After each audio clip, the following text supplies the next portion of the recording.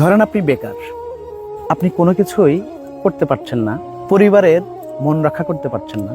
তো আপনি এতদিন পরে এসে মনস্থির করেছেন যে আমি খুব দ্রুতই যে কোনো একটা কাজে নেমে পড়ব।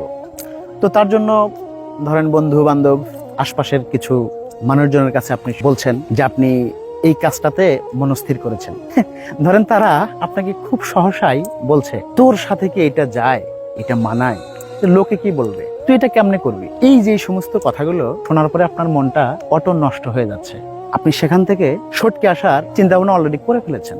কিন্তু ভাই আমি একটা কথা বলি, আমার কথাটি হচ্ছে এই যে যারা আপনাকে এত সুন্দর সুন্দর বাণী শোনালো, তোর সাথে এটা যায় কিনা, এটা করলে মানুষ কি বলবে, এটা ছিছি, এটা করা যাবে না, কোনোভাবেই সম্ভব না। কিন্তু একটিবার কি আপনি ভেবে দেখেছেন, আপনি যদি একবেলা না খেয়ে থাকেন, এই যে সমস্ত মানুষগুলো আপনাকে কি একটিবারের জন্য এসে বলবে তুই না খেয়ে আছিস কেন, খেয়েছিস, কোনো সমস্যা, চল দেখছি। বিশ্বাস করেন ভাই, একটি মানুষও আপনাকে এই কথাটি বলবেন। সো আমি এই ভিডিওর মাধ্যমে আপনাদের উদ্দেশ্যে একটি কথা বলতে চাই, পরের কথা একদম ঝেড়ে ফেলুন, মুছে ফেলুন।